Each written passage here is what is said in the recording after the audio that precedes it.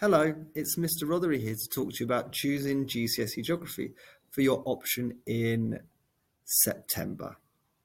Now, the first thing I would like to say is that you will have a wonderfully supportive set of teachers there to guide you to success at GCSE level.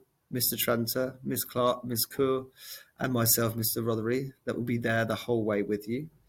Now, I suppose the first point of call is what will we be learning about? Well, the GCSE is aimed at you and the issues that will affect you and people around the world. It's a fantastic course where you'll look at issues such as climate change, who it's affecting, what the issues are, and how can we mitigate them. You will be assessing and making judgment on how we can protect the environment of the world, for example, tropical rainforests and cold environments. And you'll also be looking at plate tectonics. How do these affect people? How can we manage tectonic environments, for example, protect people against earthquake damage? And you'll be asked to critically think during this course and also make judgments on what the best possible course of action is. There are also many human aspects to it as well, where you'll be looking at development and how countries can progress and provide for their citizens. So what does the 2-year outlook look for this AQA course?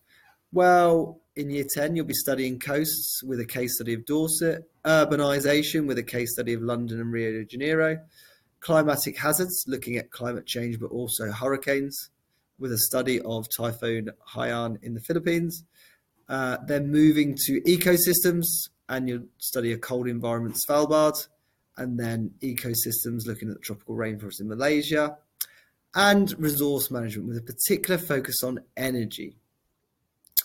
In year 11, we will look at economic development, both abroad, especially in Nigeria, and the case study of an NEE, UK economic development, before moving on to tectonic hazards in the spring and doing a comparative case study of Nepal and Chile's earthquakes, before moving on to rivers and looking at Somerset levels, and finally preparing for our paper 3 examination, which will have some issue evaluations. How will I be assessed? Well, the GCSE is a linear exam, and that means all of your exams will be in the summer of year 11. There are 3 exams. Paper 1, living with the physical environment, is an hour and a half, and that's worth 35%. Paper 2, challenges in the environment, an hour and a half, worth 35%. And paper 3, geographical applications. This will include an assessment on your fieldwork and also the decision-making exercise, and that's worth 30%. So why is it the best GCSE? Well, apart from gaining an understanding of the world issues that we're currently facing and the ability to make judgments and assess them, you will have to go on 2 fieldworks.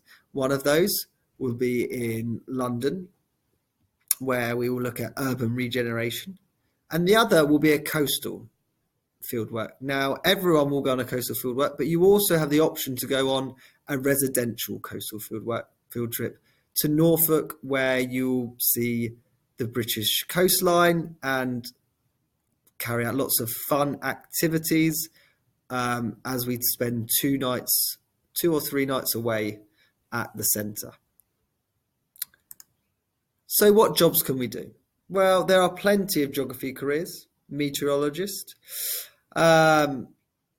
tourism planner, forestry technician, working for the Environment Agency.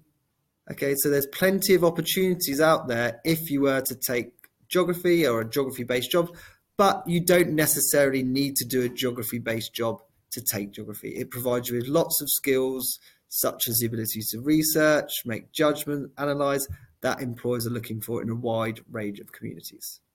Well, I hope that has provided you with some information about the GCSE, but if you do want to find out more, go and see your geography teacher and they'll be more than happy to explain to you why taking the Geography GCSE is the best option for you. Thank you.